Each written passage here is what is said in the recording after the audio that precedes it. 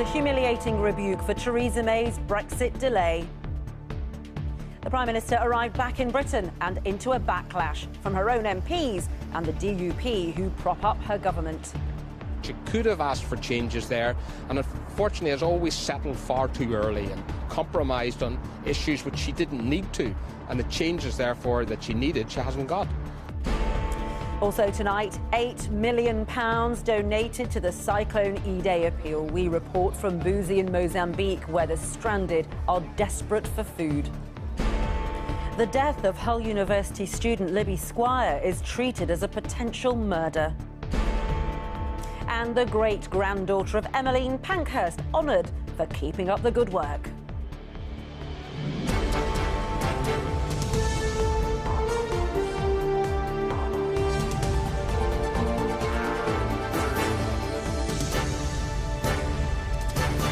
This is the ITV Evening News with Ranveer Singh.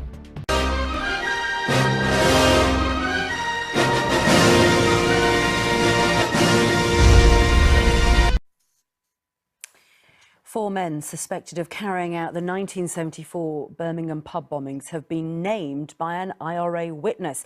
It came during fresh inquests into the deaths of the 21 victims. During today's hearing, a convicted bomber named the men and said he'd been given permission by the IRA leadership to do so. Ben Chapman reports from Birmingham. They are the 21 victims of what remains one of the deadliest unsolved crimes ever committed on British soil. For 44 years, no one has been successfully brought to justice for two bombs in two pubs in Birmingham city centre. But today, fresh inquests into the deaths heard evidence about who was responsible. A former IRA volunteer, known only as Witness O, claimed James Gavin, Mick Murray and Michael Hayes were all involved in the bombings, along with Seamus McLaughlin, said to be the commanding officer who selected the targets. It's the first time they've ever been named in a formal setting like this. The witness said he had authority from the current head of the IRA to identify them. And he was asked about a fifth man, Michael Patrick Riley. "No, I don't remember him at all," he said. The barrister asked, "He's the one you're protecting, isn't he?" The witness replied, "Who? Protecting who? No." No one has been charged with involvement in the bombing since the Birmingham Six were freed 28 years ago. Campaigners like Julie Hambleton now demand the police investigate those named today. Her sister Maxine was killed in the bombings. I have a letter from the Chief Constable of Westminster Police that states in it that this is a live investigation. As such, we now expect action, and we want to know what, where, how and when is happening. West Midlands Police say new facts about the bombings are scrutinised to see if people can be brought to justice. But the passage of time and loss of evidence still make that very difficult. Ben Chapman, ITV News, Birmingham. They gathered on a sunlit morning to remember the darkest night of their lives. It's been 44 years, 3 months and 4 days since two bombs robbed these families of their loved ones. Today they met at the memorial to them in Birmingham city centre to share their grief, their memories and their hope that today would be the start of a process of healing, of closure and of truth. It is about time that their lives, their names and their memories are finally, once and for all, known and remembered. At 8:11 p.m. on Thursday the 21st of November 1974, an anonymous phone call was made to a Birmingham newspaper warning of two bombs planted in the city centre. It was the last payday before Christmas and everywhere was packed. At 8:17 p.m. the first bomb exploded in the Mulberry Bush pub at the foot of the Rotunda building. 10 people died, including 2 teenage friends who were walking past at the time. At 8:27 p.m. the second bomb went off. It was in the Tavern in the Town pub underneath New Street. It claimed 11 lives. Between them, the blasts killed 19 people instantly and another 2 in the weeks that followed. More than 200 others were injured. Inquests into the deaths of the 21 victims were opened in 1974 but were adjourned in early 75 because 6 men had been arrested for allegedly planting the bombs and were about to stand trial. Those men, who became known as the Birmingham Six, were all convicted of the murders and jailed for life. But in 1991, following fresh evidence and 3 appeals against their convictions, all 6 were released as innocent men. The inquests were never reopened, but after a long campaign by some of the victims' families, it was finally agreed that they should be resumed. The coroner for the hearings is Sir Peter Thornton QC. He must determine when, where and under what circumstances each of the victims met their death, but for these inquests he will pass that responsibility to a jury. In this courtroom they'll hear evidence in person from professionals and ordinary people who were there on that night, and study thousands of pages of documents, plans and photographs related to the bombings. They'll also hear evidence about forewarning, and will consider whether West Midlands Police or any other state agency had prior knowledge that a bomb attack would take place in Birmingham on or around the 21st of November 1974, and whether further steps could or should have been taken to prevent the bombings. The jury will be asked to reach a conclusion as to the death of each victim, but they're not allowed to apportion blame or civil or criminal liability in relation to any of them. These inquests are being held under Article 2 of the European Convention on Human Rights, which means that the victims' families will have their own lawyers acting independently on their behalf. West Midlands Police and the UK Government will also have lawyers of their own. Everyone will effectively be asked to transport themselves back to the events of November 1974. There may well be tears, argument and frustration, but after almost 45 years, for the 21 people who went out one night and never came home, there will be answers. Andy Bevan, ITV News.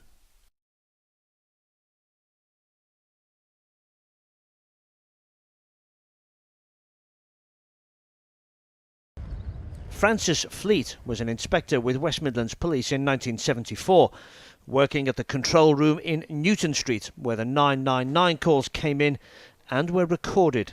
He went off duty just before the bombs went off.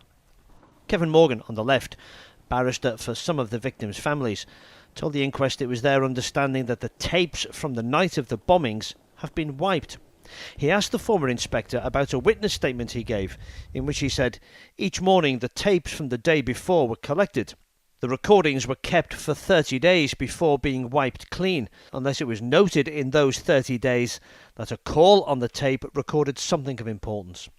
Kevin Morgan asked him, and would you have expected the tapes as to the night of the 21st of November regarding the bombings to have been retained by West Midlands Police?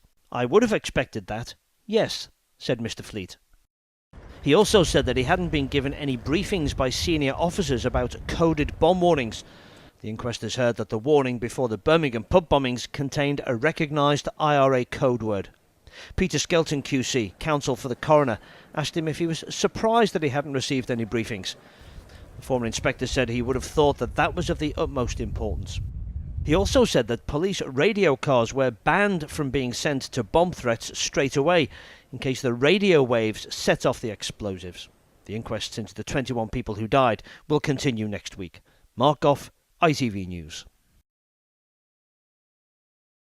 Kieran Conway was head of intelligence for the IRA in the 1970s.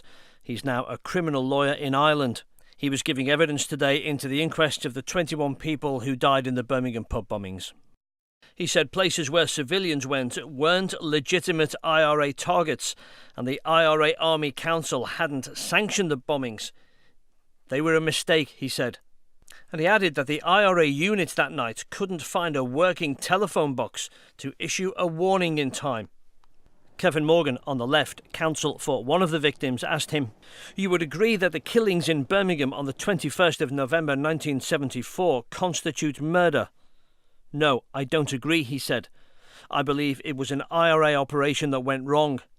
Had the IRA deliberately targeted that pub with the intention of killing civilians, then that would have been murder, yes. But in the circumstances, as I have been told, I don't accept that it was murder."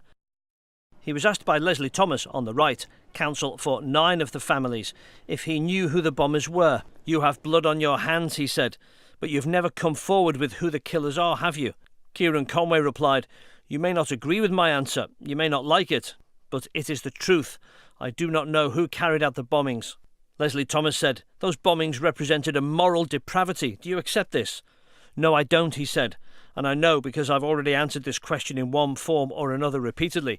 You want me to say that this was murder, and I will not say that." In reply to Heather Williams, who represents families of 3 of the victims, he said, "I'm deeply ashamed to have been part of an organisation that was involved in such a disgraceful act." He was asked about the families of the victims. He said, "My heart goes out to the families. I would do anything to assist them, other than name any living IRA man." The inquest continue. Mark Goff, ITV News. And we sat on the settee and he started to close the curtains. And I thought, why is he closing the curtains? He said, well, she was in town. She was in one of the pubs. And we said, well, is she all right? Is she injured? He said, no. He said, she was killed. And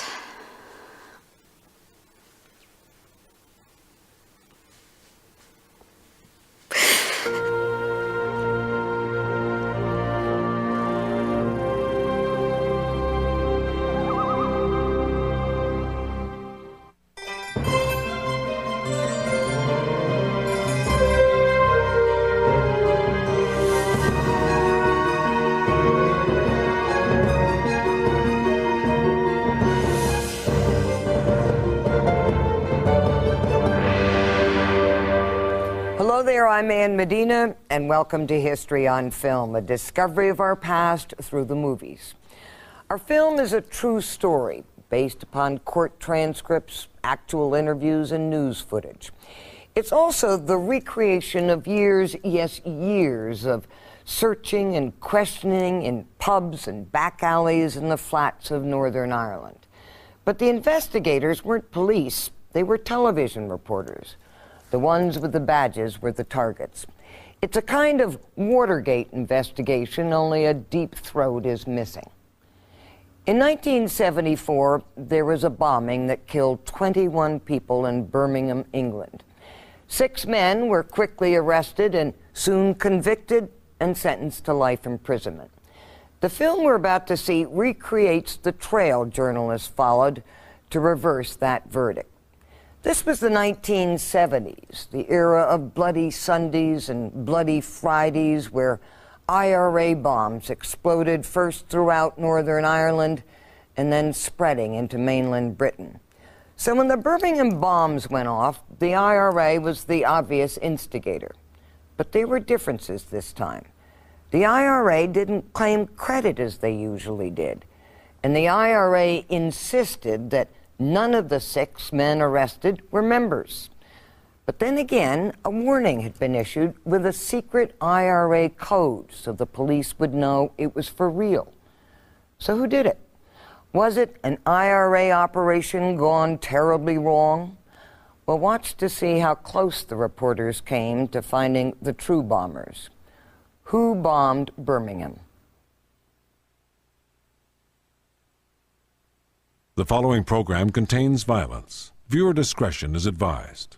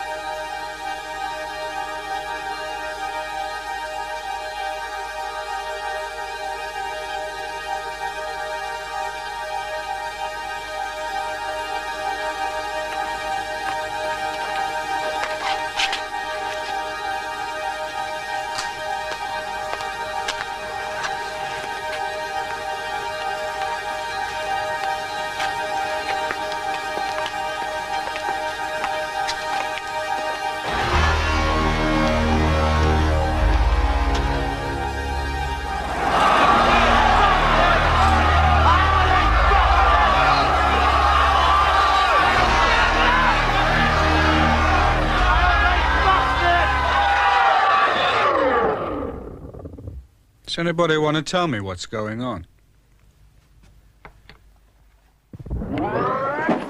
November the 21st, 1974. The body of an IRA man, James McDade, killed planting a bomb the previous week, leaves the West Midlands for Belfast. Bloody bastards! A few hours after these scenes, 2 Birmingham pubs were blown up by the IRA. Bastards! Hang them! The 6 men convicted of the bombings, the biggest mass murder in British history, were caught within hours of the explosions, 5 of them heading for McDade's funeral in Belfast. One dead bomber on his way back to Belfast. Public patience well and truly strained. And for our next piece of popular television. Spring 1985. Freelance journalist and prospective Labour MP Chris Mullin asked World in Action to reconsider the case of the Birmingham bombings. Mullin, together with researcher Charles Tremaine and programme producer Ian McBride, have re-examined the case against the convicted men. Tonight we present the results of their investigation. The story begins with... Hang on! We want the men who blew them up. Or didn't, depending on your point of view. Yeah, that's the ones. The Birmingham 6. Guilty, Your Honour, and not a mark on them. Right, lads, get your bags packed. You're off to a funeral.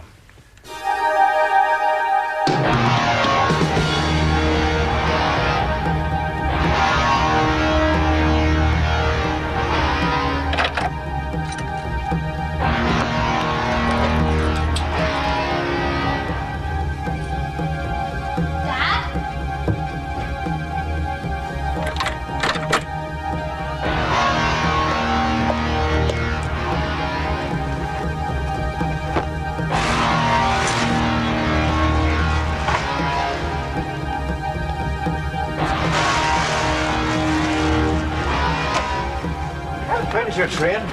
Oh, there's plenty of time. I'll pick up the others and get a bus in. See you Sunday. Yeah. Bye, love.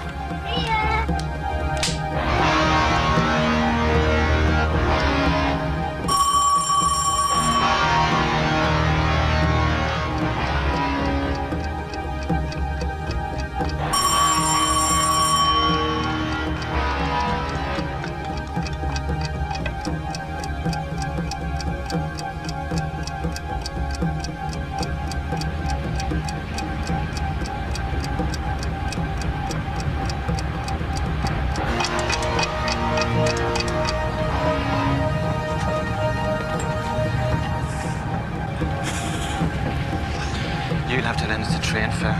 Everyone a few quid on me. Stop worrying, we'll see yous all right. New Street.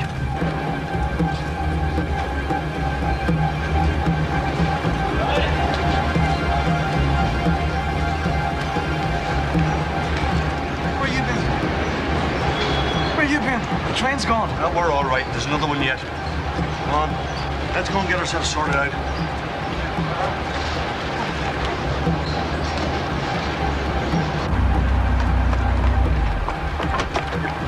Hey, do us a favour. I'm crossing over to Belfast tonight. I'm looking for a lift to the station. Oh, well, try the bus, Paddy. Ah, come on. 5 minutes. My mates will think I'm not coming.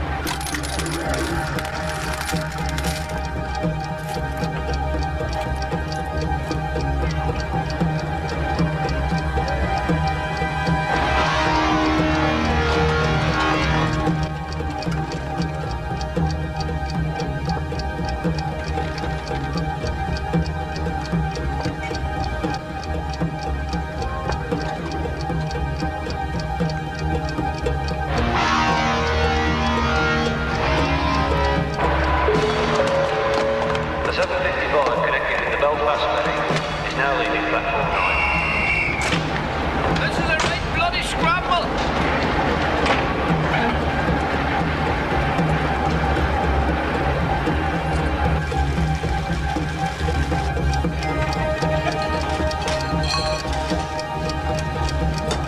Dead.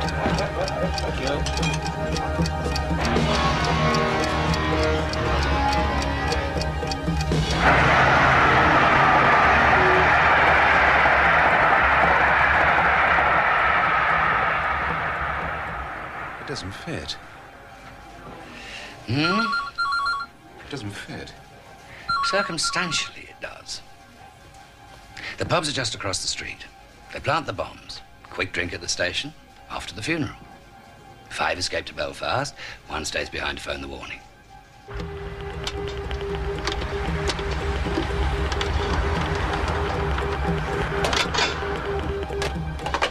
Forget about the warning. I'm talking about the bombs. I think the warning's rather interesting. The guys get convicted because they confessed, right? So, Mulberry Bush. Confession number 1 has the bomb here by the jukebox. Confession number 2 has 2 bombs, not actually in the pub, but along the outside wall, here and here. Where ought to go, Charles? Just a sec. It doesn't make sense. Any minute now, there's going to be a huge bloody hole in the floor telling us precisely where the bomb was planted. None of the so-called confessions are even close. I'll show you. It's here, to the left of the bar. At the end of the day, it's not where the bombs were planted, but who put them there. I thought the idea was to prove that none of the 6 did. Sure, but if they didn't plant the bombs, then somebody else did. They wouldn't need to study this lot to find the right place. They'd know. The code word is XX. There is a bomb planted in the rotunda, and there is a bomb in New Street.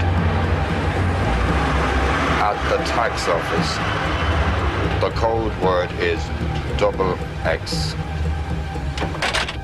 6 minutes without a mention of the pubs. What's the point of a 6-minute warning? Hang on, this thing's not working.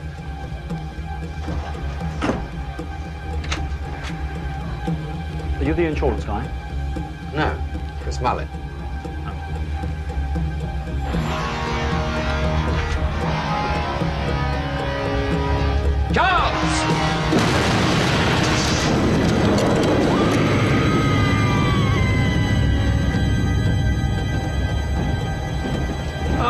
That's me stuffed. Move back! There's more! There's more! Move back! You! Move back!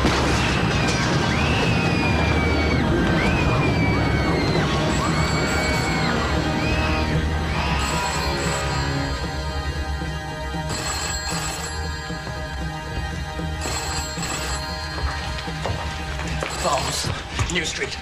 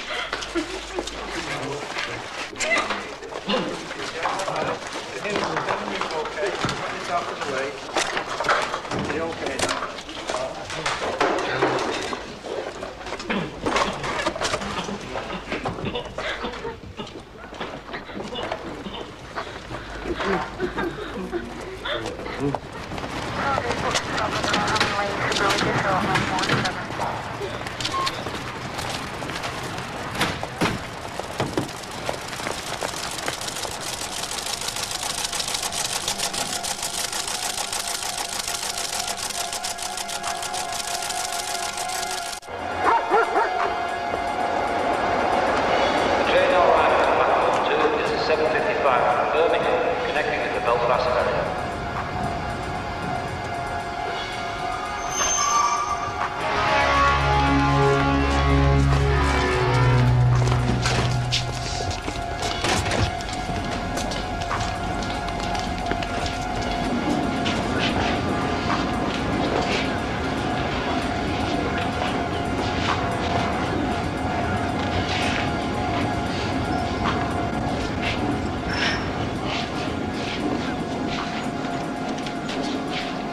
These yours?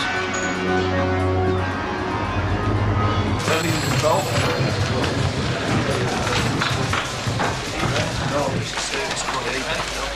Please headquarters Birmingham.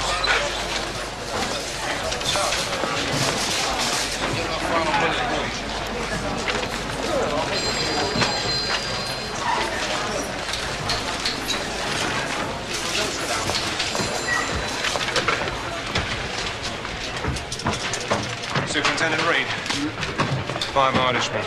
Picked up at the ferry. Morecambe's pulled them in for forensic. You have to drive like a lunatic. I'm keen to get results. Doesn't do to keep policemen waiting. Ask me, the only real answers are in Ireland. Good ideas about who did it, have you? 2 or 3 names about. Ex-Birmingham IRA. Apparently there's a guy in Dublin tells a tale about the warning. Not sure he'll talk, but might be worth a shot. Where did you find him? Well, the 6 have been banged up for 11 years. A lot of IRA bombers would be rather surprising if they hadn't picked up a few names. I bet they remember a few coppers as well.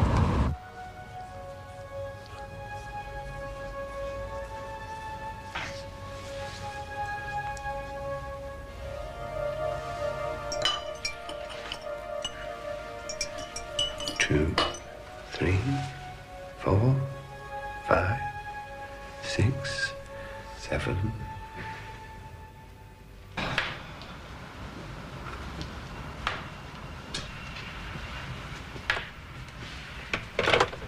"17 dead. They're still counting."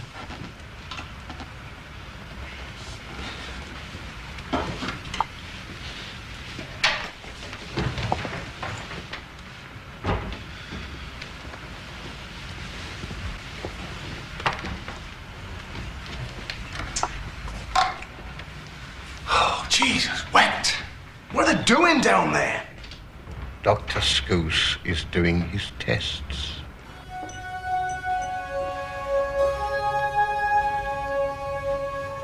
Two, 3, 4, 5, 6, 7.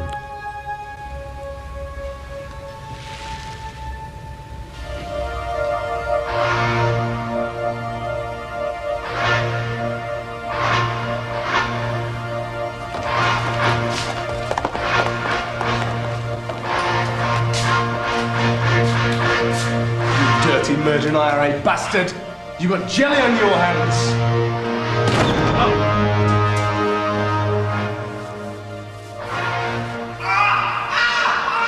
You're bringing my arm! I don't know about any bomb! It's not us who says it. It's the scientist. This was at Morecambe, where you were in charge, and all 5 said that they were assaulted while they were in custody there. I've never heard about that. 8 days of the trial were taken up with it.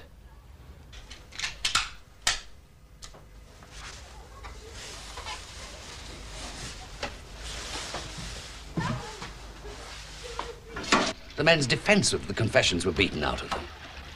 One confessed in Morecambe, where you were in charge, incidentally. The others in Birmingham. You gave evidence. Twice. Yes, yes. It's just that it was quite some time ago, isn't it? Did you have much contact with George Reed?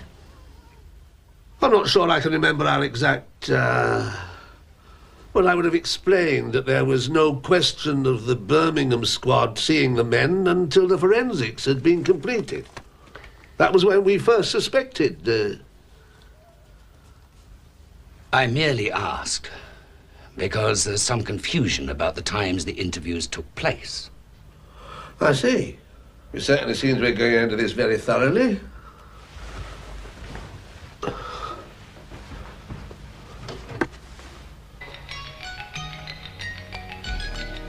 What exactly is this program you're making? It's a documentary for Granada Television to mark the 10th anniversary of the trial. We're talking to people involved in the case. I'm not a policeman. You were on duty, Friday the 22nd. No, I wasn't. Oh, yes, you were. We've spoken to the sergeant who relieved you. You got the wrong bloke, mate. Do you think we could step inside a minute? Look, take my word for it. The right men are inside. And if you ask me, they can count themselves lucky. Any other country, they would have been shot. Yes, let's give it another go. He's lying. He's bigger than you are, Chris. Save your energy. They're even bigger in Birmingham. I was sitting in this cell, and this copper came in. Big guy. And he comes up to me, and he kicks me in the chest. Then he jumps on me, grabs a blanket, puts it over my face, leaning all the time like he was trying to smother me. Several times during the day, I could hear other guys screaming. I wasn't really interested in the funeral. I was off to see my mother. And we missed the first train, had a drink at the station bar, and there's me being kicked around the walls. According to the police, you were interviewed again on the Friday. You denied knowing the others. There were no other assaults on me at Morgan. Billy got the worst. You're saying the interview never happened? I wasn't seen again till we were back in Birmingham. That's when the guns came out. And it was near midnight by the time I signed the confession. Not the afternoon, like they said. I'd not eaten since breakfast the previous day and hadn't slept for 2 nights. But I could see it was dark.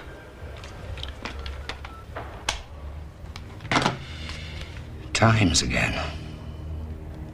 None of the times add up. Can I get you a tea or something? What? Now, he'll fix you up.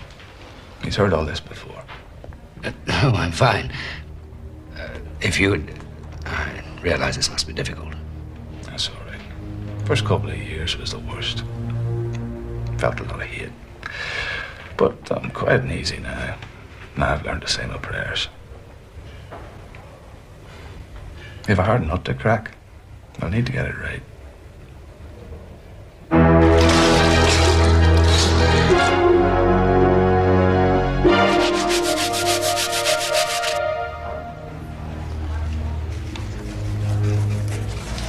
You bored with policemen, or do you fancy chatting to George?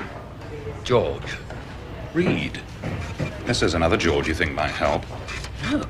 How did you? Oh, that is excellent, Charles. 2 minutes, I'll just get this coffee. This your Dublin man? No, that's another man. Drives a van. Left Birmingham in a bit of a hurry.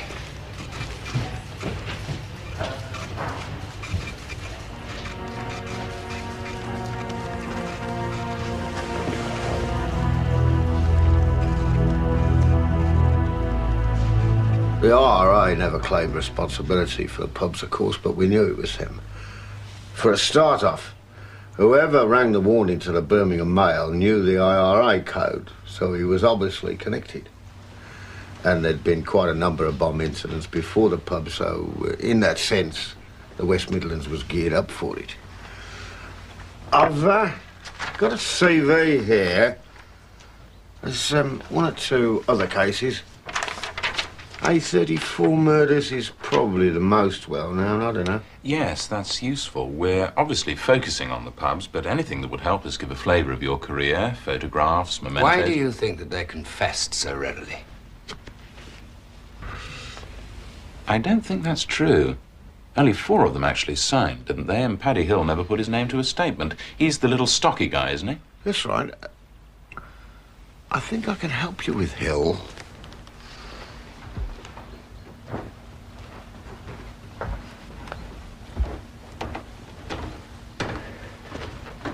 We're treading a very thin line here, Chris. Don't look so suspicious. Well, I ask you, it's 11 o'clock in the morning. What am I supposed to do with this? Make it sound like we're doing the life and times of George Reed. What do you expect me to do? Ask him if they saw anyone bang their heads against the wall. I thought you were interested in the phone call. I am. This will give you an idea of Hill's mentality. It's some sort of top 10, I think.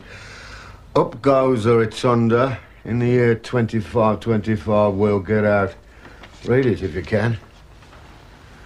Man sitting in the dock facing 21 murder charges and we fool around like that. You can forget all those stories about violence. Hill was covered in gelignite and he knew it. See it in his face.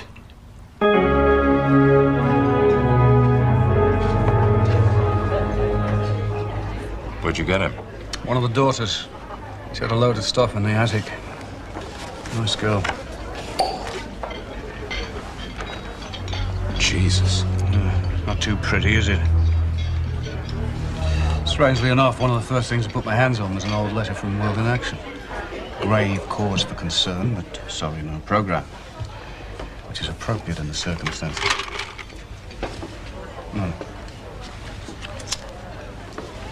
You don't seem your usual cheerful self, Ian. Well, there's no show in a few retired coppers saying they've heard a bit of shouting, is there?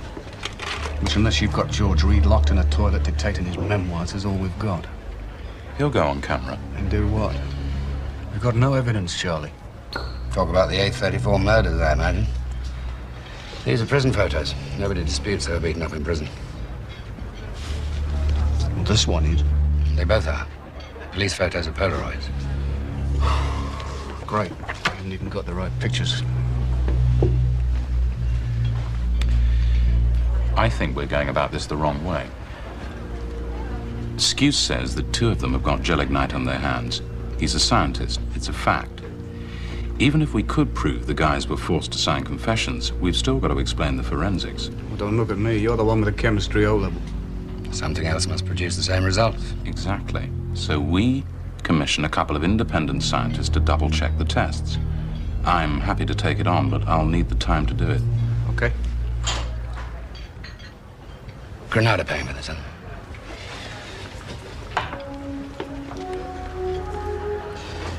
Is it me, or do his eyes glaze over every time I open my mouth? What's he up to? Judging from his notebook, I'd say he's looking for the bombers.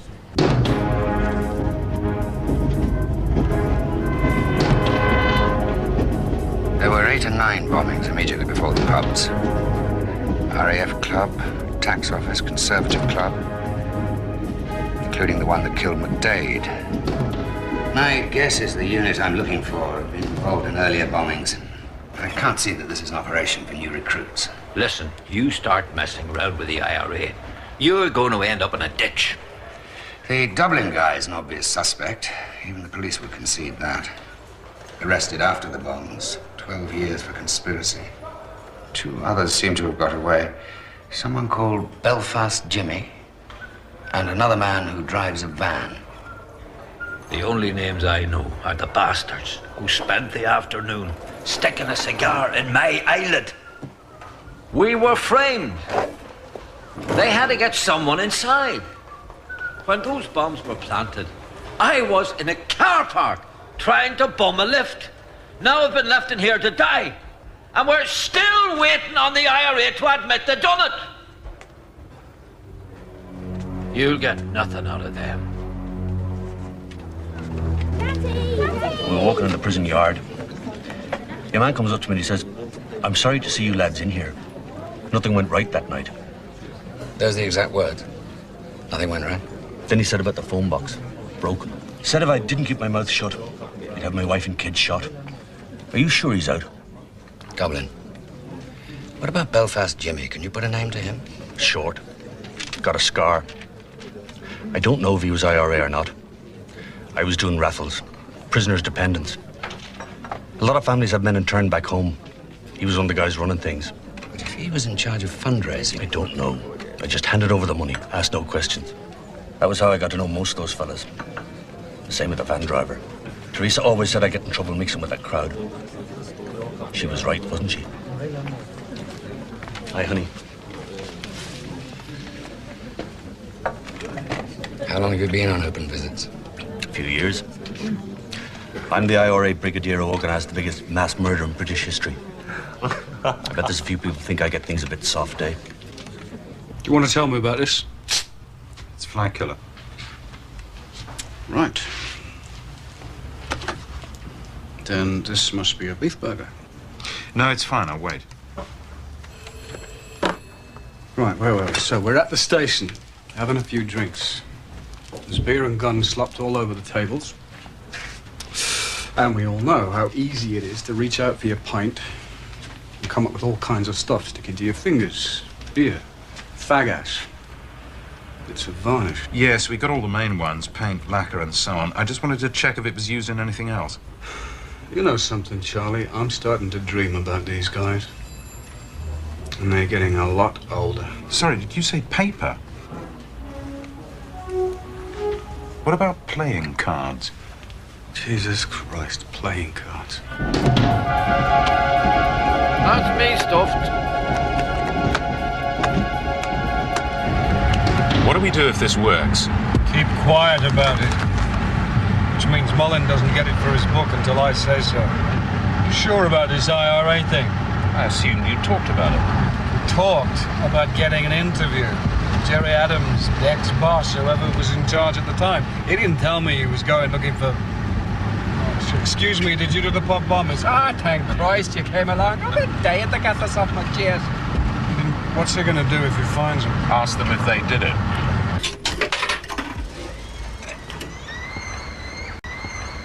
Yeah, you're there. Yes, I understand.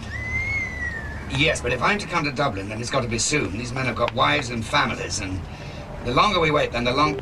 Hang on. Oh, damn it.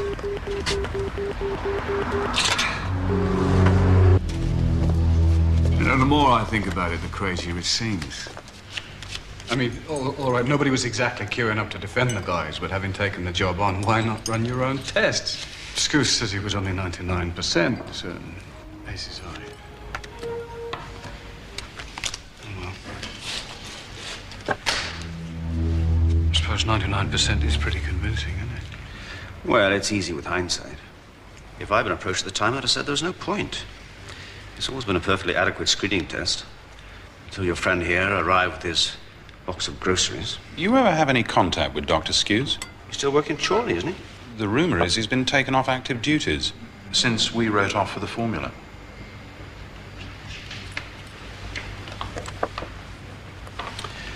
Start counting.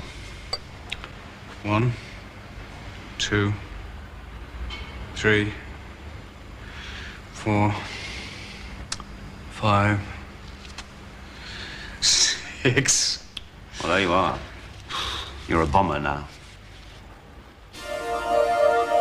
Run, you murdering bastard! Get in a bath!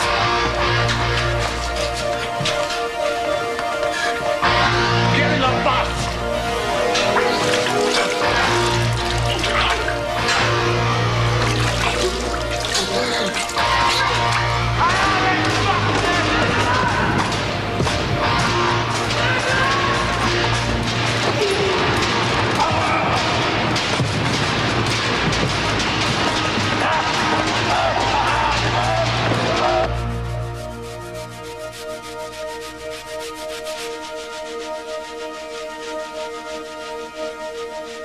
Boss?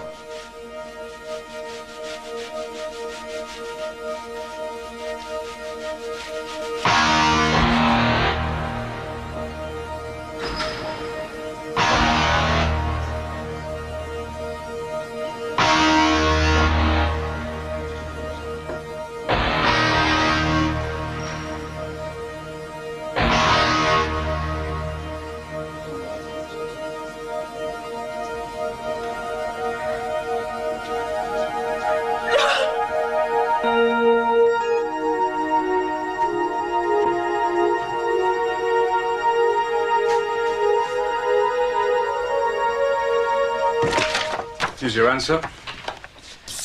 Police Polaroid prison photograph. Now, nobody's going to dispute these guys had 7 sorts of shite kicked out of them in prison. So if anybody tries to accuse the police of beating them up, they just blame it on the prison officers. But, according to the experts, some of these bruises are visible on the police Polaroid. Here, look, see the marks? Yeah.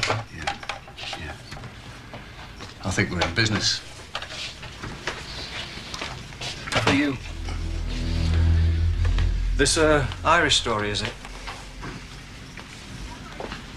We're in business.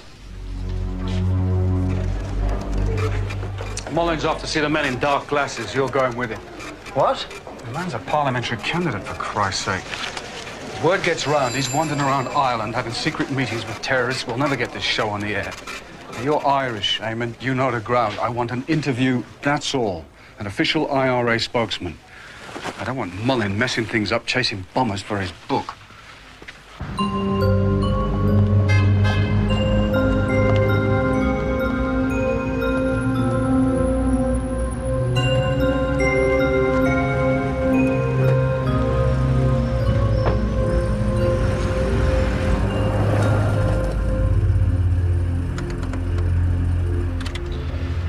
No names.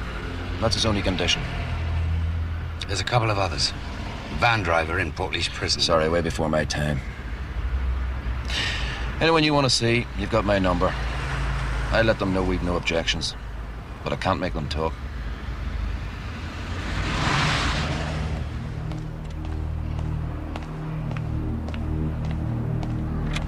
There's a few of the Dublin Home Guard don't have much time for the present leadership. Us. And we don't have much time for them.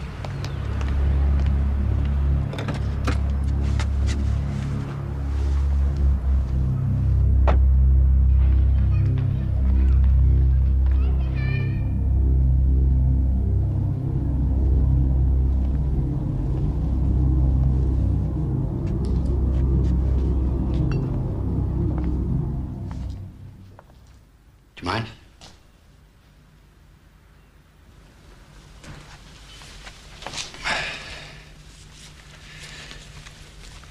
I don't want to be misled. If there's anything you don't want to tell me, then just say so. I might press you, but frankly, I'd rather hear nothing than be given false information. You're wasting your time, Mr. Mullen. The Brits will never release them, not till there's a settlement. You know they're innocent. There's a war going on. Innocent people get hurt. So why agree to talk? Ask the man who brought you here. He's the politician. I'm trying to piece together the bombing campaign. The actual process. I'm assuming that there is some kind of routine. Though, obviously, the pubs are different from anything that went before. Just another night. When nothing went right.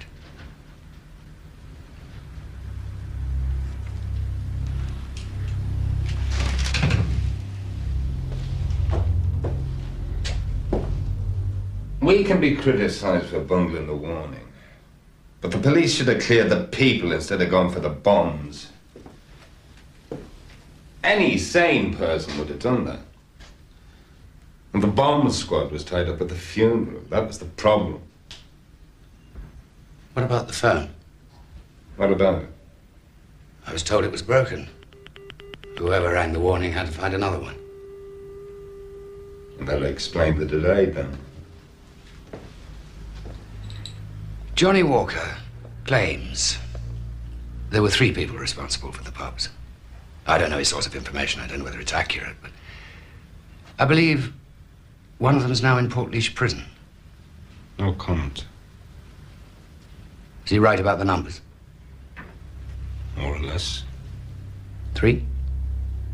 Depends what you're counting. Bomb maker, planters, someone to ring the warning, driver. I can't see that 3 is enough. The pubs are next to each other. You're saying no driver? I'm saying you've got your sums wrong. Takes 2 to make up a bomb. One man makes the circuit, the other checks it. Doesn't take long. 20 minutes. You can make the circuits at home. What about planters? 2. So, 4 men in all. Can I just press you about the warning? If the phone was broken, then, I mean, wouldn't the person who rang the warning have The phones were checked at 4 o'clock, 2 of them, right next to each other. Come 5 to 8 were broken, but it didn't take long to find another. They still had time. You certain of that? You asked to see me. Yes. I think you were involved. Possibly with this guy, Belfast Jimmy. But until I find out his name, I can't be certain if he was at the airport. Oh, wait a minute. I don't know where Johnny Walker got his information. He was never a member of the IRA. None of them were. The IRA look after their own. And those men have had no help from us. No volunteer would go out on an operation like that and then catch the first train to Belfast. I'm not saying mistakes weren't made, but ours were nothing compared to the Brits. The day I got lifted, one of the unit was in my house. His van was parked outside the door. I'm upstairs being questioned. He's down there talking to my missus. That's stupid. Very stupid. Just put your book away a minute and I'll tell you something else. I don't like you, Mr. Mullen. You're a member of the British Labour Party. And that makes you a member of the establishment just like them. No names. Okay. But let me be clear about what you're saying. There were 4 people responsible for the pubs. 2 makers, 2 planters, and we've agreed that you're one of them. Correct. You're not prepared to say more than that? Correct.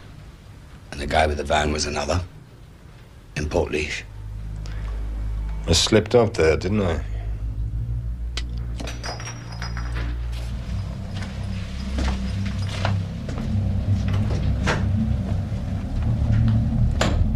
He's asking about the pubs. Do you want me to tell him who gave the orders?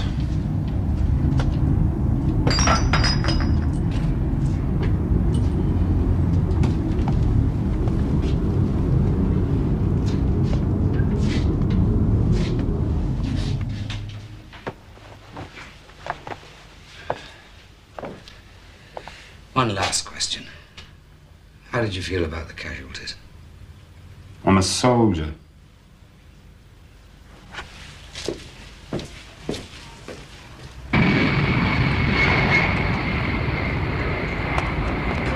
We're all set. Joe Cahill's going to do the talking. One of the Dublin leaders now retired. He'll admit responsibility and confirm that the 6 weren't members. That's what I want to hear. Chris? No idea. He said he was going shopping. I made a lot of inquiries about the 6 Birmingham men. Nowhere were those people connected. It was IRA volunteers who carried out those operations. Some people would say it's very easy for you to sit here and say that. The IRA have got to look to their credibility. If a statement is made and found to be wrong, then their credibility is nil. So, what would have happened to the people who actually did carry out the bombings? I am the manager of this hotel. I know you're the manager of this hotel. I don't have a clue. I don't know the people who carry them out. I don't know their names or anything like that. I make that very clear. Cut. Look, it's only an interview. I don't believe you. You've got the IRA in there. No, they're Sinn Féin. I might be Italian, but I am not stupid. Mullen can crack this lot. He's a better man than I am. It wouldn't be at all surprised the Brits done them pubs themselves. They knew the kind of bombs we used. They even knew the colour of my van. Listen, there is no way our unit were involved. The warnings we gave were always done by 2 men. We didn't piss about with broken phones. We checked them out first. And they were checked. 4 o'clock. I also heard that you were involved along with a man called Belfast Jimmy. Listen, you plant bombs in pubs, people are going to get killed. There's nothing to give a warning about. Look, I was the adjutant in Birmingham. I know what went on. And you see an operation like that, completely outside everything we believed in. We're not terrorists, Mr. Mullen. I hold life very highly. Mind you, I'm not saying I'd cancel if 1 or 2 people were at risk. But the pubs? You're in here for life. On your own admission, you'll never be released. If you weren't involved, why leave Birmingham 6 weeks later? Had a visit from the branch. Were you questioned about other bombings? Yeah. You're wasting your time over here. We're not terrorists, Mr. Mullen. We have an expert who's examined both sets of photographs and is of the opinion that the marks could have been put there before Winston Green. I've seen the 2 sets of photographs, and in the first, Well, I couldn't see any marks at all. So, 2 solicitors, an eminent independent expert, and the 6 men themselves are all either wrong or they're lying. Well, I'm saying they're wrong. I'm not going... I can't categorically say they're lying, but you see, if that's the case, then if they're right, there's a lot of forensic scientists and a lot of eminent physicians that are also lying. Cut. Thank you, gentlemen. That's a wrap.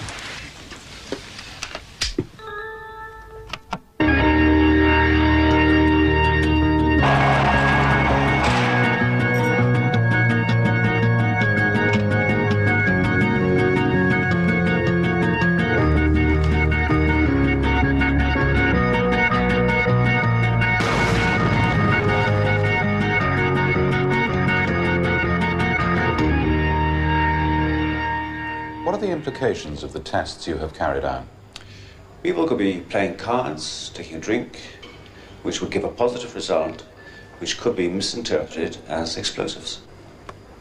Well, the marks could have been caused by a fist, boot, flat surface, even a stick. Anything that doesn't cut. The 6 men denounce the IRA. They denounce shootings. That is not the action of IRA men. What I would do if I were Home Secretary and I received a document like the one you've produced is I would summon a Home Office meeting and say, now, on the face of it, this seems to me to amount to a case for referring the matter to the Court of Criminal Appeal.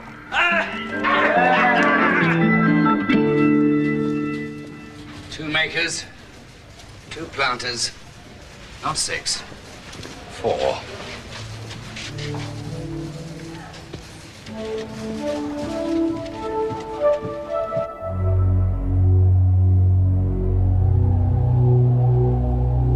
I thought you were going to get Paddy out of here. There's no secrets in Britannia's dungeons, Mr. Mullen. He's told me what you're up to. Who exactly are you after? Someone to tell me how the bombs were planted. There's not many people would know that. No. Only 2, I believe. Give her your number before you leave. She gets lonely out there without me. I don't understand. Jenkins was Home Secretary. He says we should have an appeal. So why's nothing happening? They proved the tests were wrong. It's new evidence. We've a right to an appeal. Now, don't get me wrong. It weakens the case against you, but I just don't think it'll be enough. The only way to be certain is to find the real bombers. I've been on my knees to the IRA in here, begging them to get Ward back to help yous. Ask him. Why won't they give us the truth drug? The lie detector? What are they frightened of? I need the planters. Now, I may have met one of them, I don't know. All I can do is work through everyone picked up after the pubs. Now, they're fairly widely scattered, so it's going to take some time, I'm afraid. But at least it means that it's going to be difficult for them to set me up. You're a stubborn wee git. Anyone lays a finger on you. I'll be all right. Richard McElkenny's brothers offered to drive me around.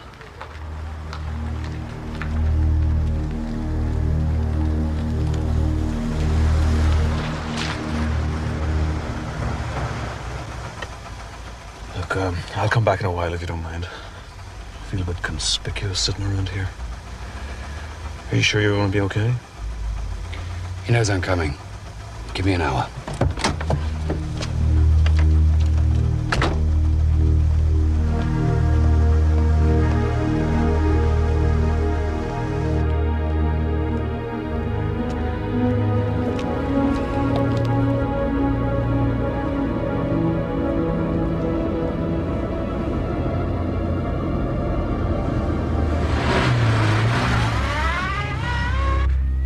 Said they were going to do me for the pub bombs.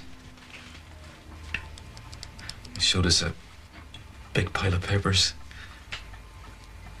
Said it was evidence against me. So I says, in that case, the 6 you've got must be innocent.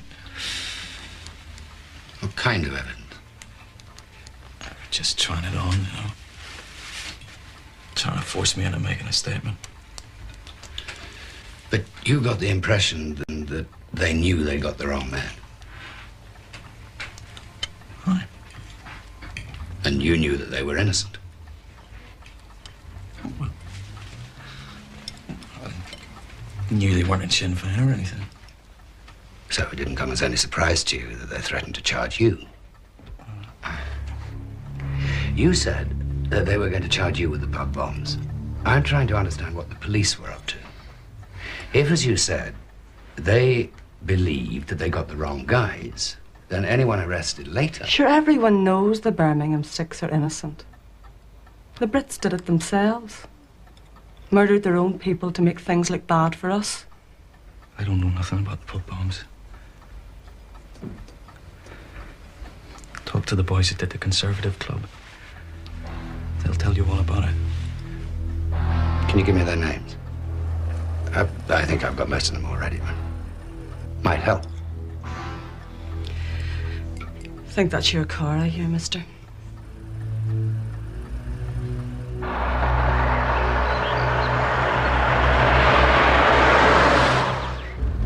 It's easy enough for me, mind, living over here. I wouldn't have seen that much of Richard anyway. It's the women's had it bad. Chasing around every time the men get moved. You can't teach them anything about waiting. You have to keep trying. That's all you can do. Every day I wake up, it's on my mind. My brother's in prison for a crime he didn't commit. You don't have to think about it. It's there. It's the same for all the families. Mind you, we've had great support over the years. Campaign groups, MPs. But at the end of the day, it comes back to us. Sure, I'll be able to. Don't you worry about us. It's justice for the men, that's all we want. I need to see him again. 10 minutes, 5 minutes. I don't care where, but soon.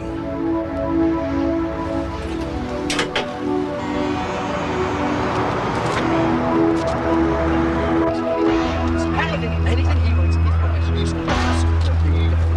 Let's go. I don't know. Okay. 10 minutes. No longer.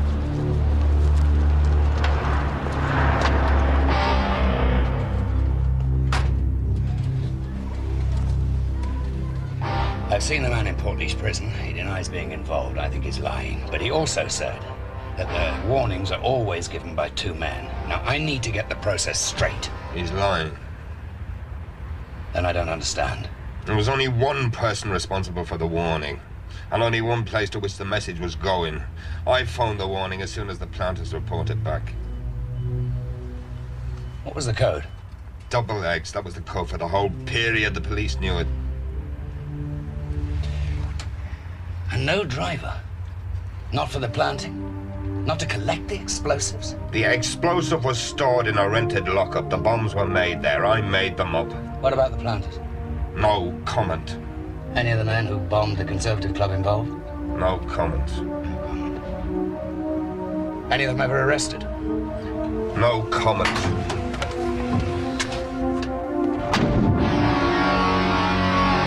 I'm asking you to reconsider. Look, there are 6 men sitting in jail for a crime that they never committed. They're all Tories round here, love. I'd save me breath.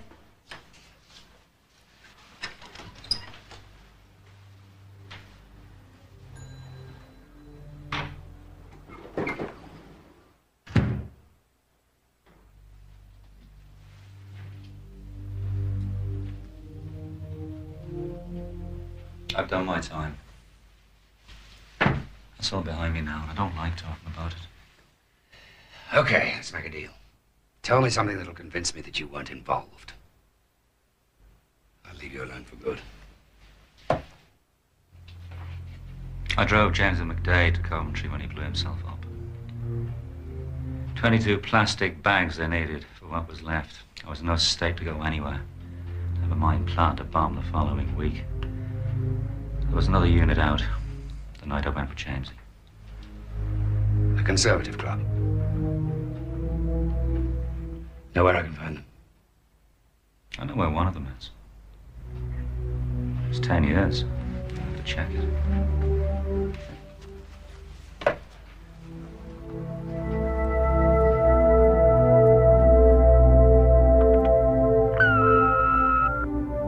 Mr. Mullin, you don't know me. I'm a probation officer.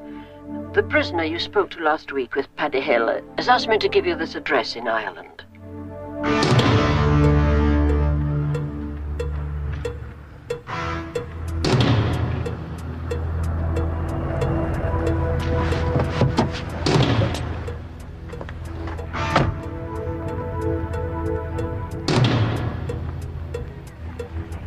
You don't give up, do you?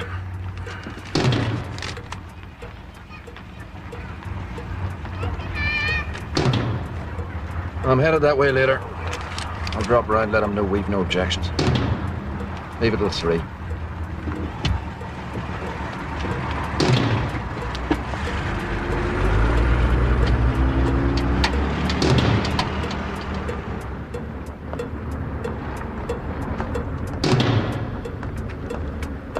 We go now.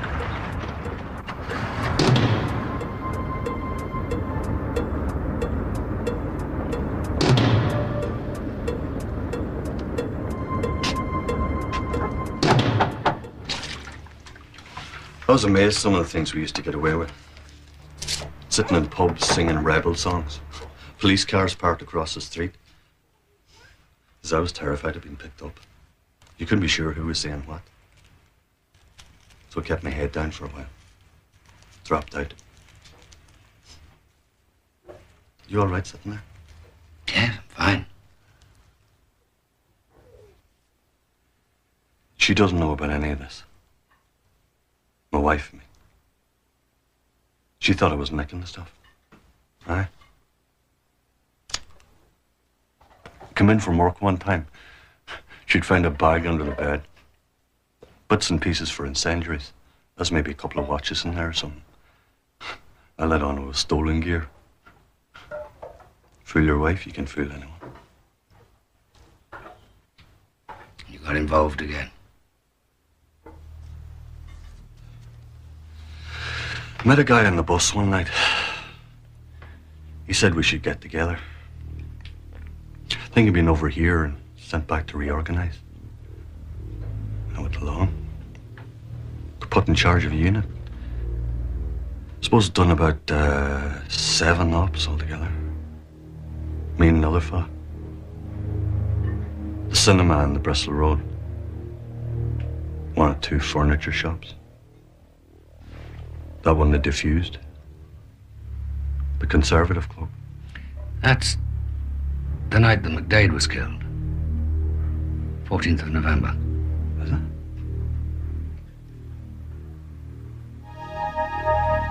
I can't, I've not really thought, it's the first time,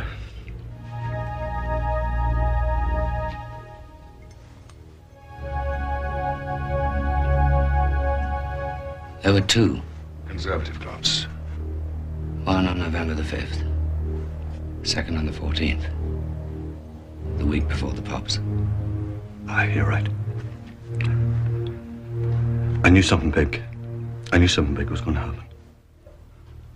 They told us to stay at home that night. Keep quiet.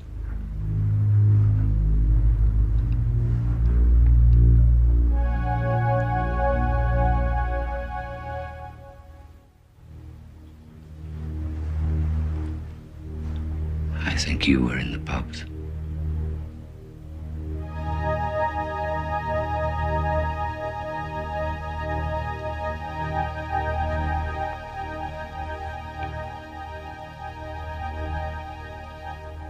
He just told me it was needed for another op.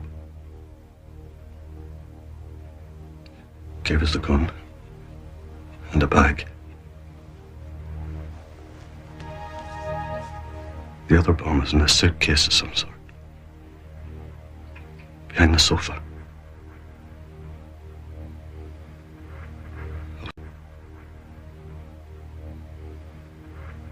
I was told to be a proper one.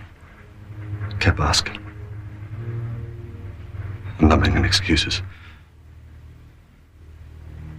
If If they said we're going to kill people, there's no way it would have gone. The guy told me the objective was the rotunda. He said the one in the tavern's for the tax office, the other one's for the rotunda.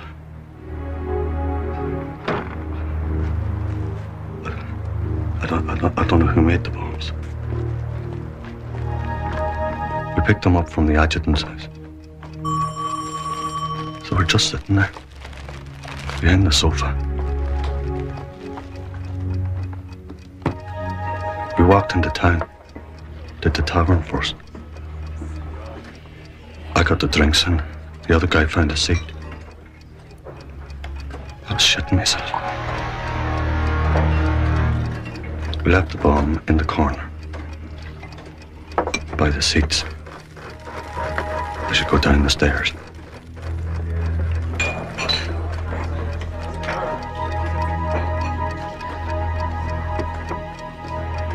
Show me.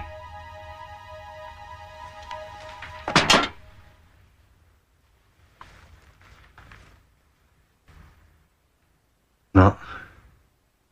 Staircase is the wrong way around. Just put across.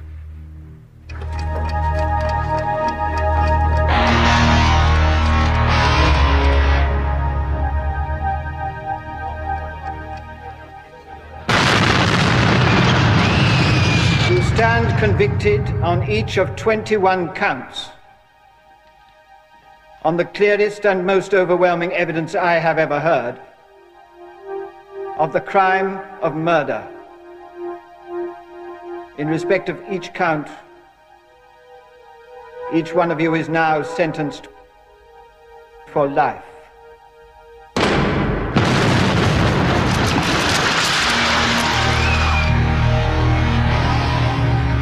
Aer Lingus welcome you aboard our flight from Birmingham to Dublin. Announced the arrival of flight EI 273 from Birmingham.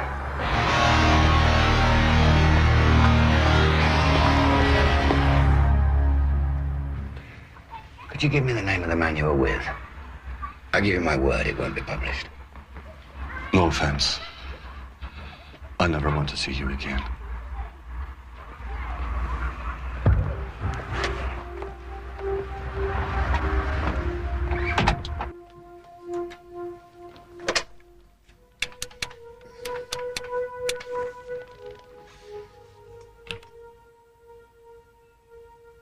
Hello, Jeremy Lewis, please.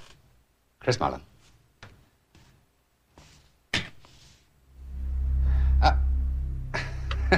No bad news, I'm afraid. I want to rewrite the last 2 chapters.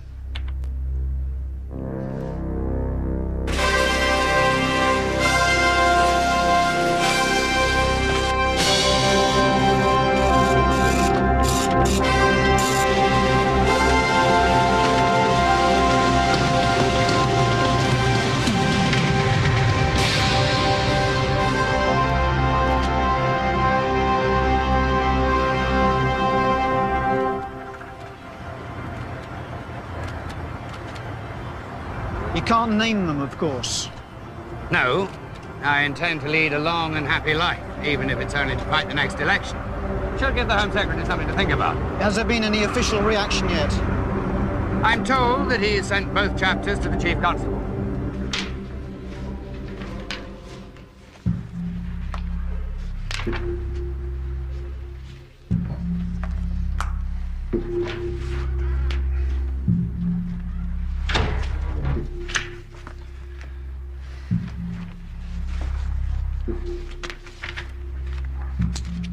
Word is, they're saying there's nothing in the book that constitutes new evidence. Though quite what they're digging up in the process is anybody's guess. 1 or 2 coppers I can work on if you want to find out. Otherwise, there's a review in here in the cookery page. You're famous. A few lurking doubts in the nation's kitchens tonight. The Nationals are rather good. I've had a few handshakes at the house. Anyone important? I was supposed to meet the minister at the Home Office tomorrow. Apparently my presence is no longer required. Do you need any of this? Oh, Charles. No.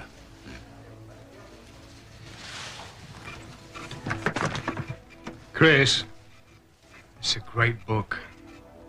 Something's bound to give.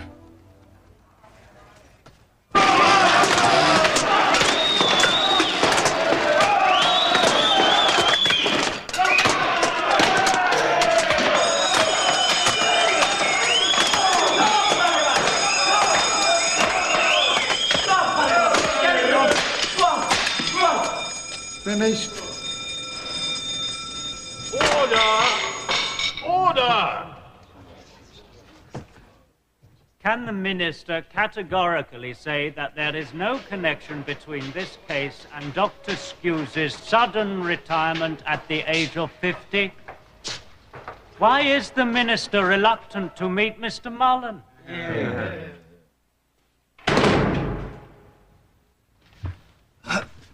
It took the West Midlands Police 3 days to decide they had the guilty men. Why has it taken the Home Office 9 months to consider, without reaching a conclusion, whether the West Midlands was right? I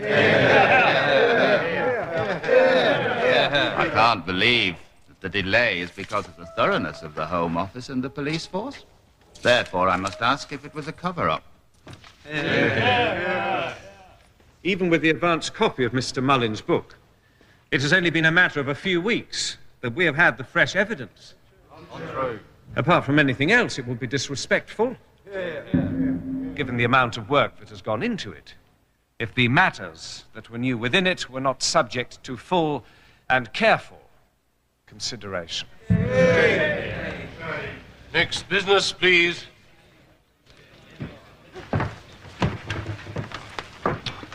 There's a debate on aspirin next. I expect he could use a couple.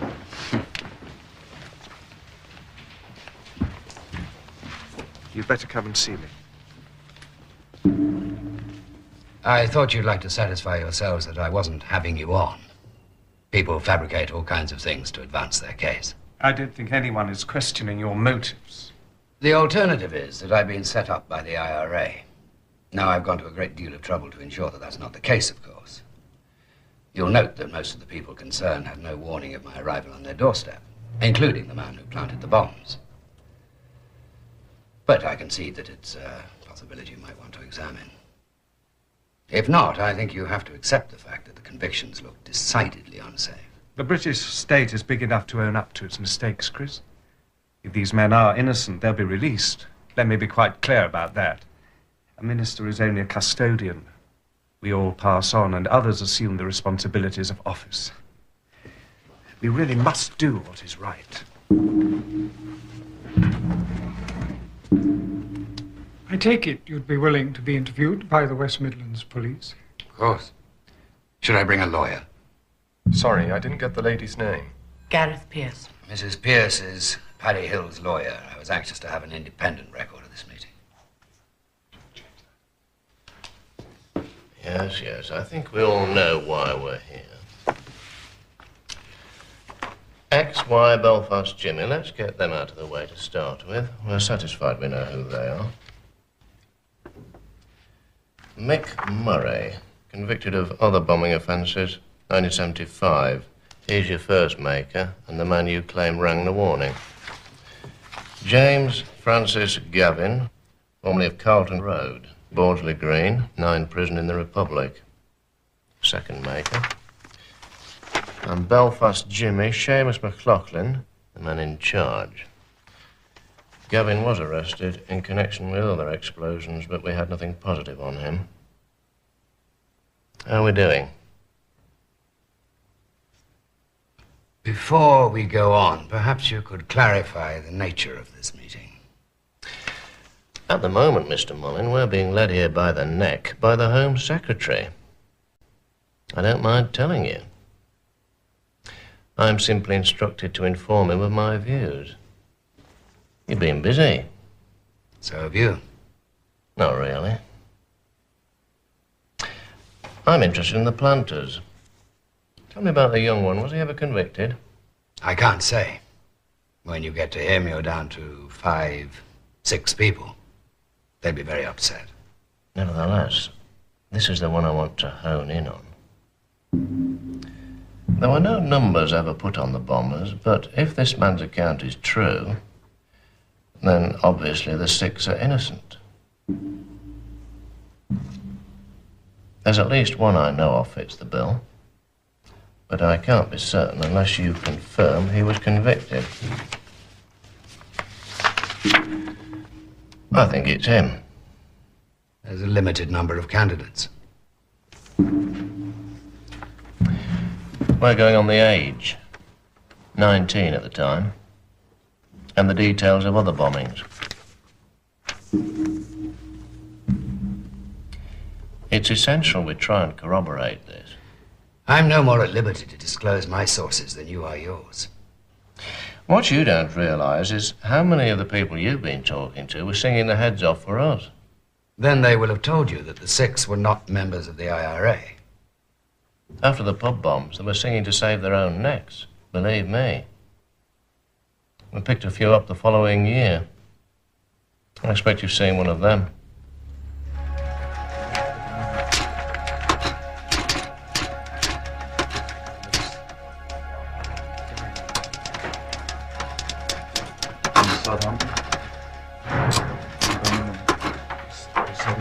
What about the second planter?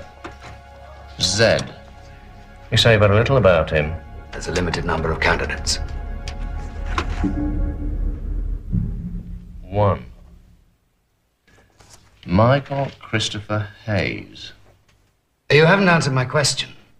Am I to understand that the police now accept that the 6 were not members of the IRA? We never said they were. Yes, you did. According to the police at the trial, Walker was a brigadier, McElkenny a captain, and the other 4 lieutenants. I can give you chapter and verse on that. Perhaps you care to name a single bombing that was carried out by people who weren't in the IRA. That's not in my remit. Superintendent Meffin is remarkably well informed. I don't want to know, Chris. Anonymous confessions aren't evidence. It won't get the 6 back into court. Yes, but you do realize that if he's right, and I'm not saying that he is, it would mean that the police have known who planted the bomb for some considerable time. Get a load of this, Home Office. I'm sorry to say there was an error in the information provided to World in Action scientists. The strength of the caustic soda solution was given as 1%. Subsequently, when further inquiries were made about Dr. Skewes' method, it became apparent the concentration used was almost certainly, mind, 0.1% and not 1%. Good, eh? Gets forensics off the hook. If 1% works with playing cards, you can bet your sweet life that 0.1% won't. No. Who do they think they are? Talk about shifting the goalposts.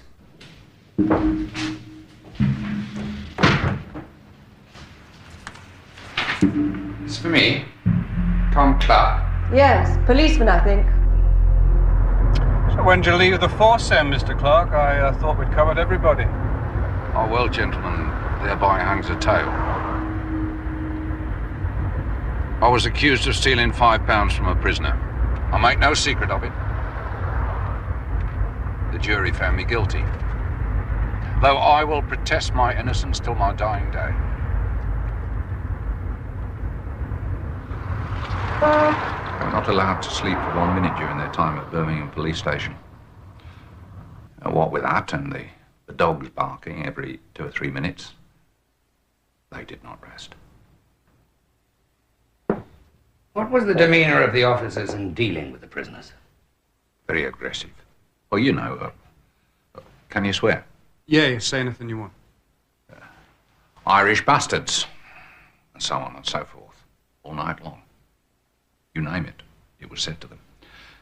And of course, occasionally the guns got put through the flaps on the cell door. God knows what those men went through, with guns aiming at them through the spile. A shotgun through the door? Periodically, through the night. Every time. Stand up. And you personally saw that? Yes. Get your white coat on, Charlie. I think we've got another show. Mullins found himself a talking policeman.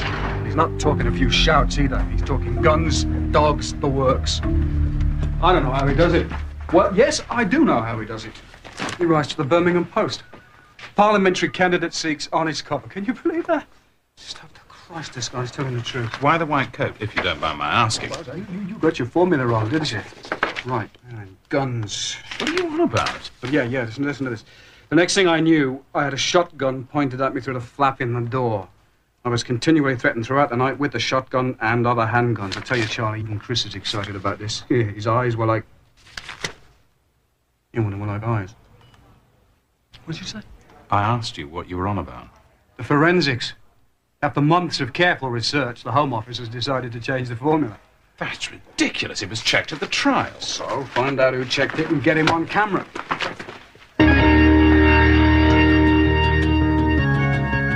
21 second clap. Dr. Black, you're convinced that the formula used was 1%. Where did you get that from? Comes from the notes I took when I saw Dr. Skuse. Now, I could not have made a mistake. He could not have told me 0.1%, which I transcribed as 1%. What was the state of the men when you next saw them? Well, there were bruises underneath the eyes. Their faces were puffed out. There were physical changes. Physically, they were different men from the Friday night. No question of it. Will the Minister confirm that the retirement of Dr. Skuse, 3 days after the World in Action programme, was far from voluntary? Is not this matter being hushed up to avoid a scandal? No, I utterly repudiate any suggestion that this matter has been hushed up. Mellor's getting rattled. First he tells the House that Skuse was pensioned off with limited efficiency. Then he says that he retired voluntarily.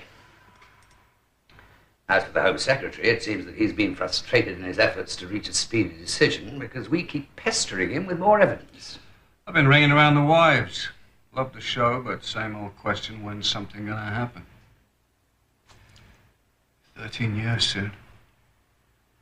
Christ knows how they survive. I thought we might press for a decision before the Christmas recess. Spirit of the season and all that. The people who walked in darkness have seen a great light. Those who dwelt in a land of deep darkness, on them a light has shone.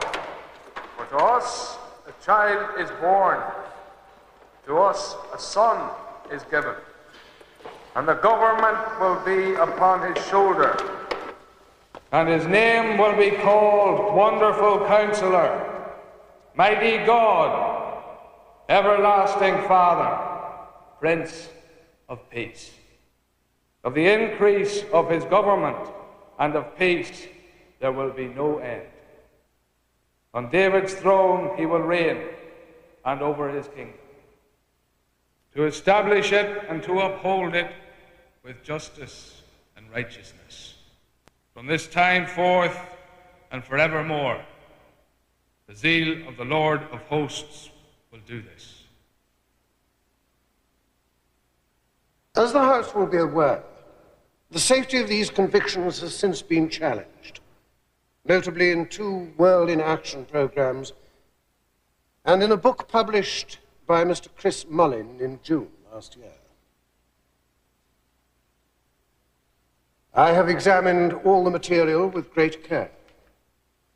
I am satisfied that there is new evidence that will justify my referring this case to the Court of Appeal, and I have now done so.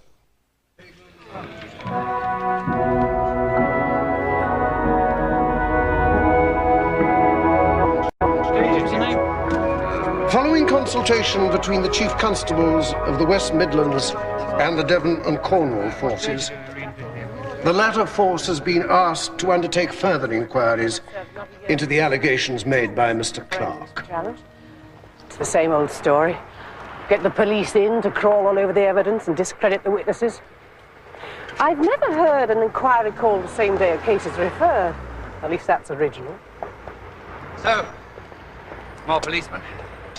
Well, there were bruises underneath the eyes. Their faces were puffed out. There were physical changes. So at that time, John was approached by the World in Action team at Granada, the programme, to ask if I would be prepared to give them an interview.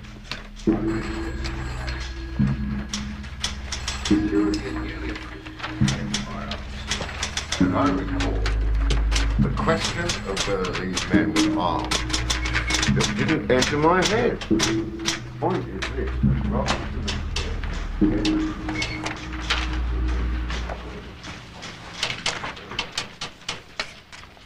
You got this one? Timetable of interviews.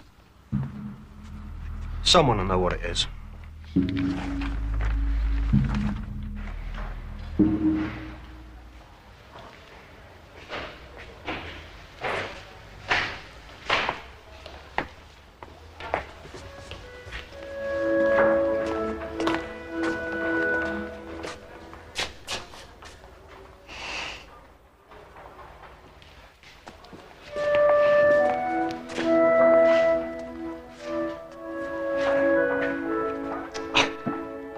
Brought some tea and biscuits. How do you like yours, Jerry?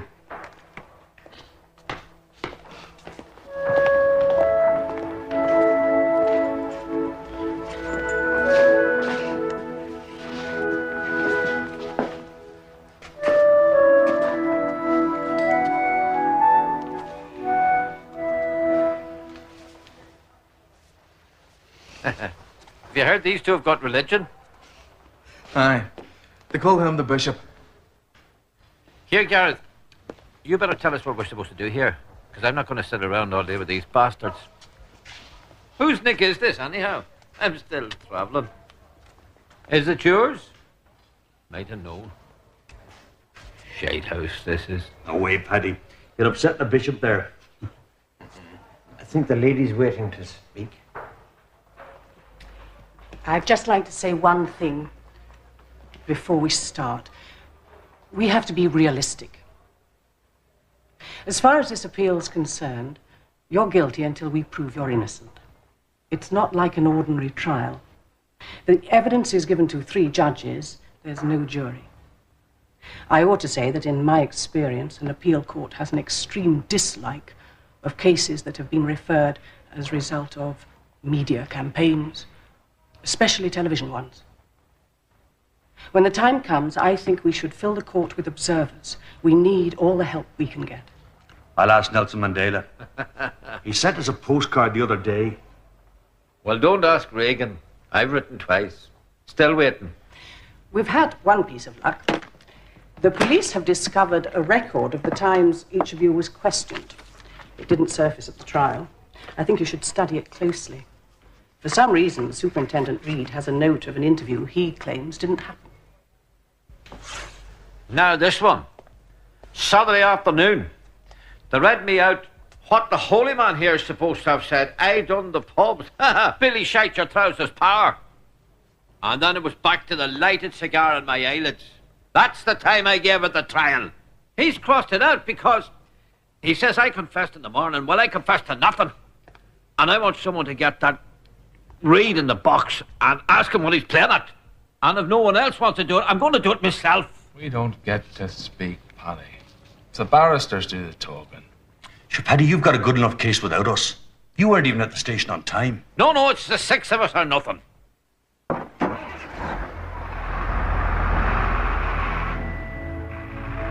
God, we beseech you to guide the judges of this court and to bless the efforts of our barristers. Amen. Amen.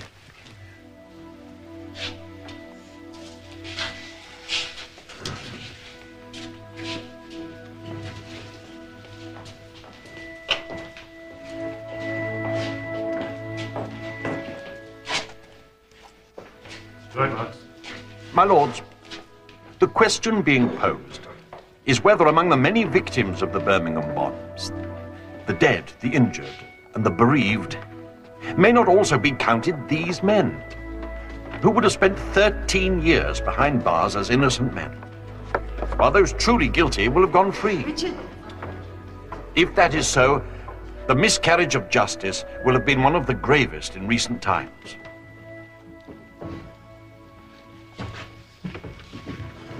No sign of Nelson Mandela. All rise. The learned judge, in his summing up, made a number of comments about the enormity of the allegations made against the police. He described their alleged misbehavior as a conspiracy, which, if true, was unprecedented in the annals of criminal history. He observed that if one officer from the whole lot had reported the matter to some senior officer, Mrs. Lance, to an independent force, or even to the press, the gaff would have been blown. How did the prisoners look? Very worn out, tired, sort of very rough. Did you see any signs or marks or injuries on any of them? No.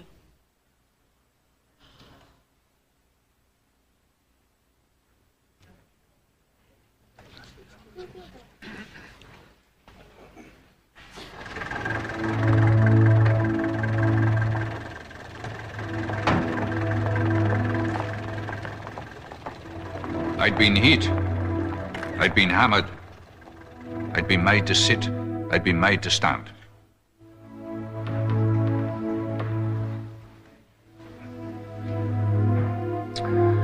Mr. Clark, why did you leave the police force? I was charged with the theft of a £5 note from a prisoner. And after hearing your evidence, did the jury convict you? Yes. And what do you say today about whether or not you were guilty of that offence? I was not guilty. Now, Mr. Clark, it might be suggested to you that the reason that you said what you have said about events in November 1974 is that you are motivated by a desire to vilify the police. Absolute rubbish. Did you feel angry at having been convicted? Yes. Of course, my lords. Yes. And angry and bitter with the police who prosecuted you? No. No, my lords. No.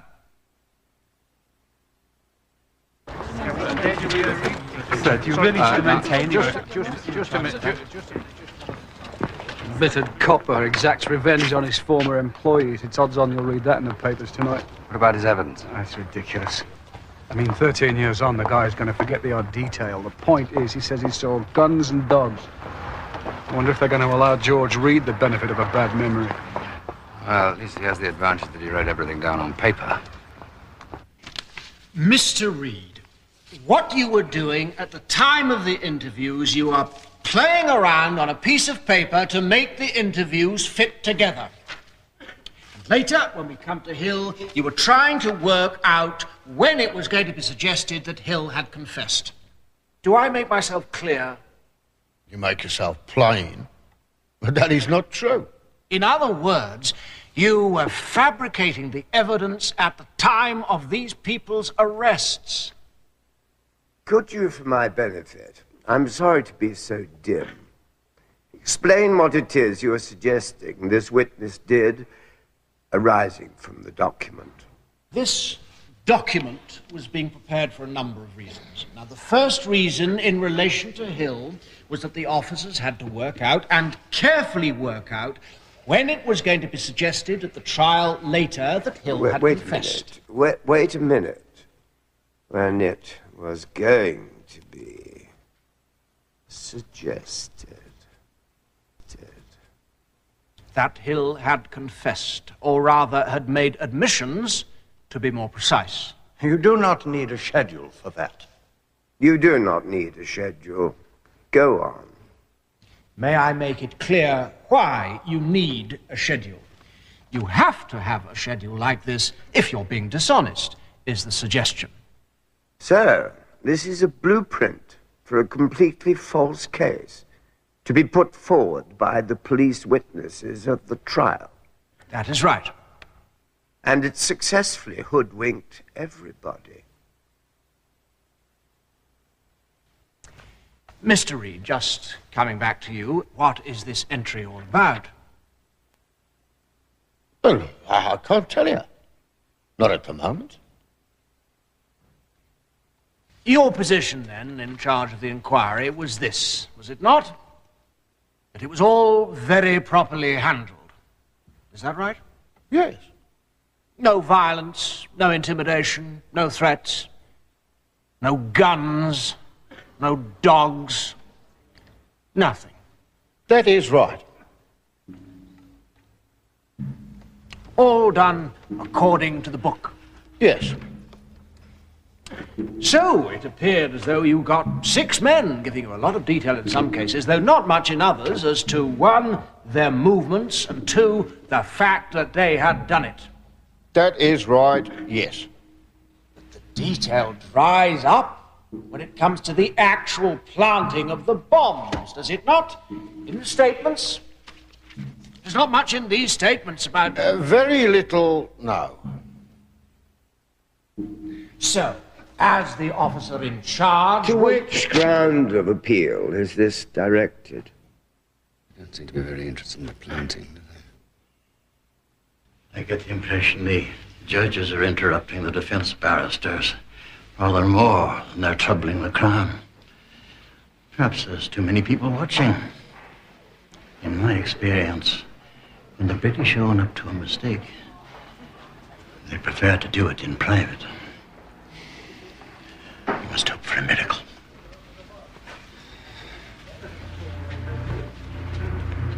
I think I'll step away. Still the forensics, Chris. They can't get around that. We'll see. I don't think that Dr. Skews can usefully contribute to our knowledge about the planting of the bombs. Should you need me, I'll be in Dublin.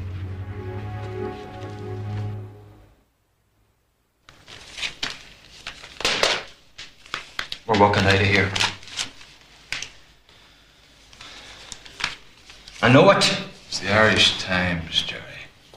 They believe we're innocent. Tell him, Gareth. Jerry thinks he's going home. Maybe he's right. The policewoman, Joyce Linus, is going to change her evidence. I answered the phone. I don't usually give my name and number when I answer. The person on the other end said, "Is that Mrs. Linus?"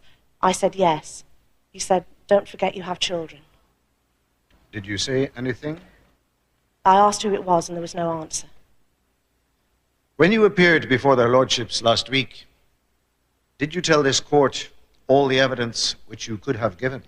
No, Why did you not? I was too frightened to. What did you omit to tell this court on the last occasion? That there were armed officers with guns in the cell block area. On one occasion, when I went to one of the interview rooms upstairs, I saw one of the defendants being assaulted. What did you see? When the door was opened, one of the defendants was standing up. There were at least 3 officers in the room. There was one in front of the man and one on either side. As the door opened, one of the officers said something and then kneed the man in the groin while the other 2 held his arms. Did you hear what was said or the effect of what was said? He said, "This is what we do to fucking murdering bastards."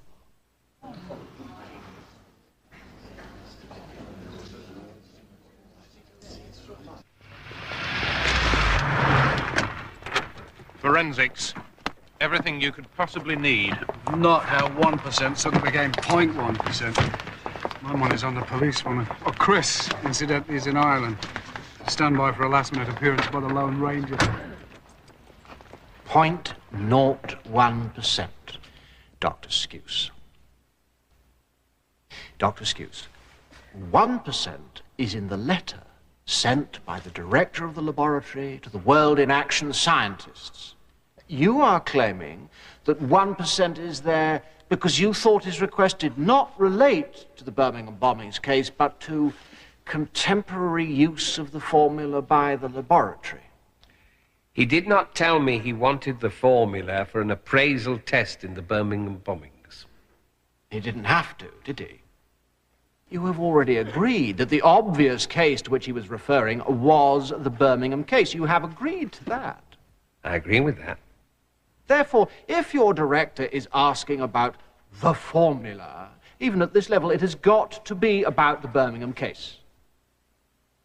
It doesn't have to be, but in this case, it was. And you knew that, did you not? Not for certain. 99%? I agree with that.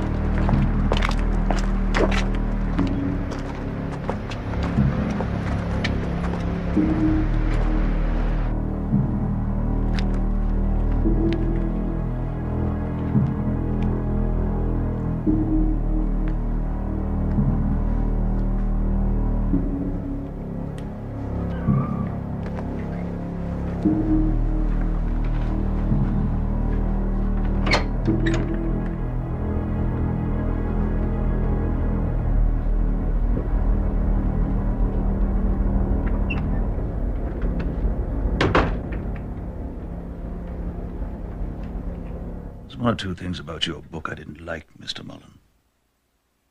You mentioned my fiancée. There was no need to bring her into it. And you have me leaving Birmingham early 75. That's wrong. I stayed on for nearly a year. I'll correct that. You say nothing about the central allegation I make about you in the book. That you and the young guy planted the pub bombs.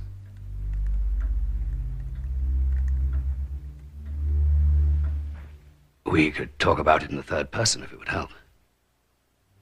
Or if you want to deny it, I'll solemnly write down everything you say and publish it. But I would have to state, I don't believe you. The phones were checked at 4 o'clock. You collected the bombs at 7:30 from the adjutant's house, Bordsley Green, 23 Carlton Street. You walked into town, gave the young guy the gun. He bought the drinks at the tavern. You bought them at the mulberry bush. After the planting, the young guy went home. You walked down Digworth, rendezvoused with the maker. When he went to ring the warning, the phone was broken. Both of them. Finally got through just after 8. Minutes later, the first bomb exploded. 3 minutes later, the second one went off. The 6 couldn't tell the police where the bombs were planted because they didn't know. You do.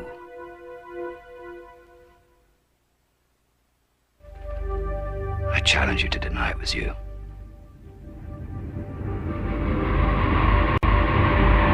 We have not overlooked the fact that the appellant's alleged statements did not in every respect tally with the scientific evidence as to where the bombs must have been planted. The fact that the admissions do not in all respects tally is perhaps a reason for doubting whether they were concocted by the police. All one can say of Mrs. Linus's evidence is that on one or other of the occasions when she gave evidence before this court, she committed perjury. Yeah, Sandra there, please. Her reasons for changing her mind were not acceptable. There was nothing in the remark, "Don't forget, we all have families," which constituted a threat. She demonstrated herself to be a witness who was not worthy of belief. Sandra, it's Ian. It's bad news, I'm sorry.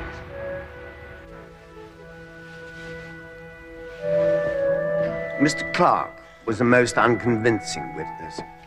He's also an embittered man.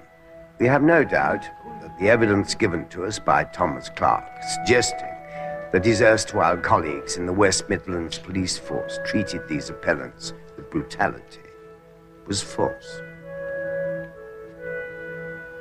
With no disrespect to Mr. Reed, whatever else might be said about him, he was quite clearly not a person who would have been capable of organizing or carrying through such a huge and complicated conspiracy.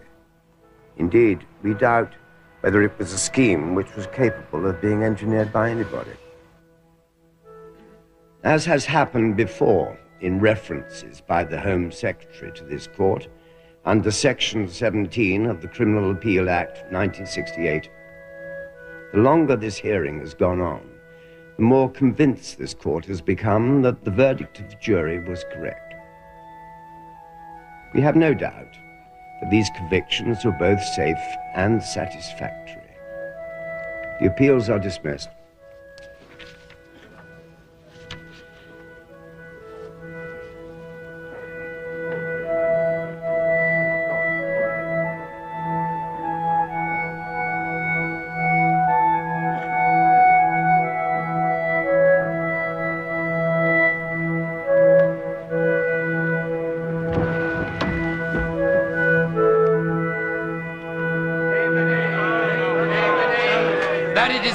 To have one or two people remain in jail, rather than risk the credibility of the legal system by having to own up to a mistake. Give us the name. Rubbish. Rubbish. Will she further agree that nothing discredits our system of justice so much as the widespread notion that some mistakes are too big to own up to? I understand the honourable member may be referring once again to the recent hearing by the Court of Appeal of the case of the Birmingham pub bombings. The Court of Appeal fully examined the defence case and decided that the convictions were sound. The judgment, of course, is fully available to those who wish to read it in detail.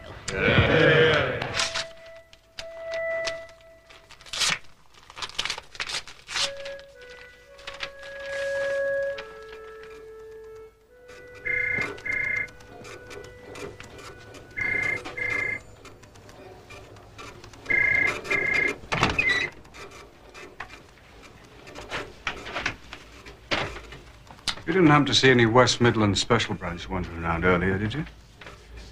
One of their files appears to have got mixed up in my post. Vintage 1975. Shut the door a sec. The organisation was taken over by Michael Hayes and James Gavin. Both men are believed to have been involved in the Birmingham pub bombings. Hayes said he actually placed one of the bombs. What did you say the date was? 75. It's a complete bloody account of the Birmingham IRA, right down to the colour of some guy's van. Mullen was right. What about the 6? There's no mention. They've known the truth for the last 13 years.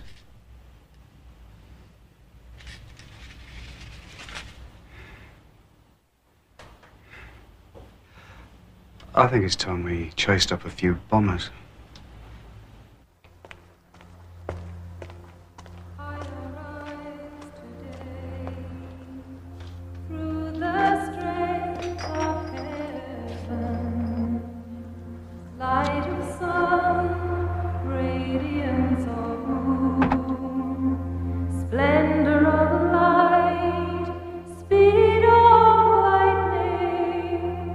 Swiftness of wind, the dead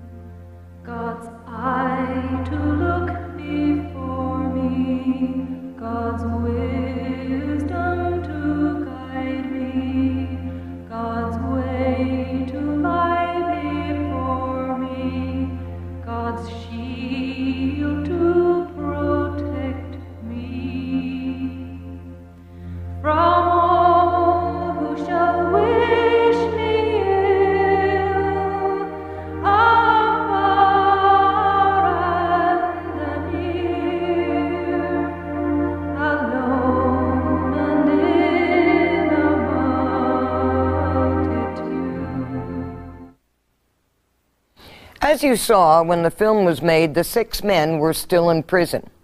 It took until 1991 for the court system to finally say, whoops, they had the wrong men.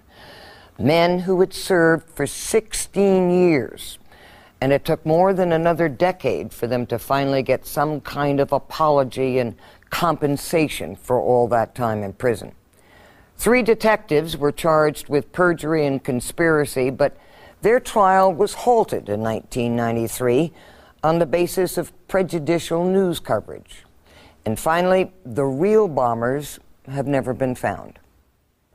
And that's our look at history and history on film. I'm Ann Medina.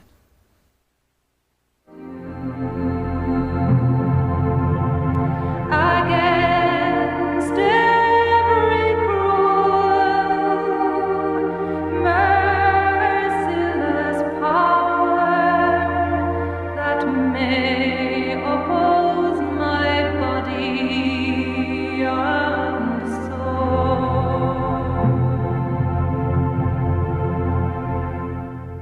Christ with me, Christ before me, Christ behind me, Christ in me, Christ beneath me, Christ above me, Christ on my right, Christ